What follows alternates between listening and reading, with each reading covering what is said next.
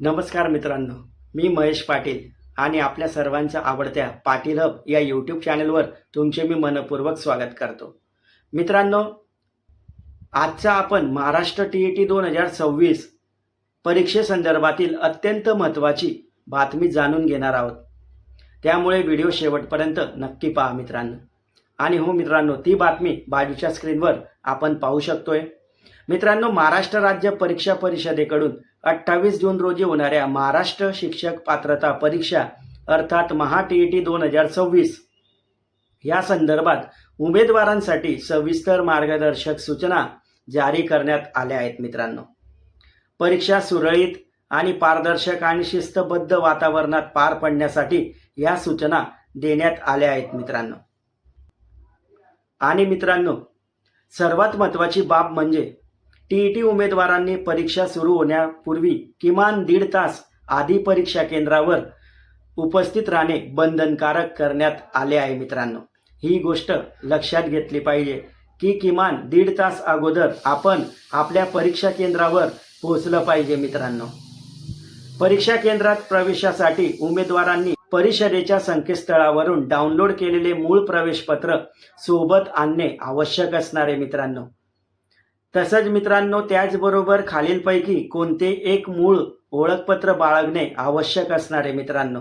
नेमकं ते ओळखपत्र कोणतं आहे मित्रांनो, थोडक्यात आपण तेही पाहून घेऊ.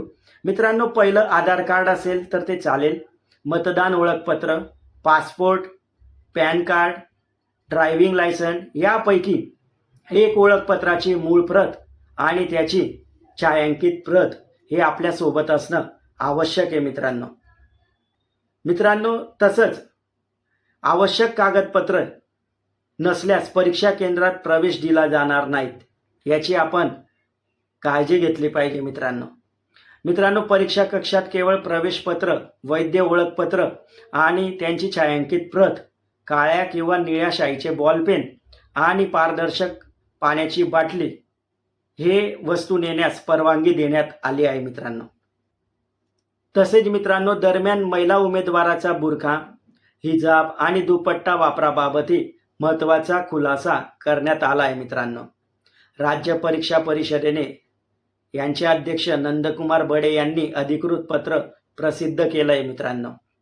परीक्षा केंद्रावर चेहरा पूर्णपणे स्पष्ट दिसणे आवश्यक असल्याचे स्पष्ट केले आहे मित्रांनो. महिला उमेदवारांना बुरखा, हिजाब किंवा दुपट्टा वापरण्यास परवानगी राहणार आहे. मात्र सुरक्षा, ओळखपत्र पडताळणी आणि पारदर्शकता या गोष्टी लक्षात घेऊन चेहरा स्पष्टपणे दिसणे अनिवार्य असणार आहे मित्रांनो. परिषदेच्या म्हणण्यानुसार परीक्षा केंद्रातील सर्व वर्ग खोल्या लाईव्ह CCTVच्या देखरेखीखाली ठेवली जाणार आहे.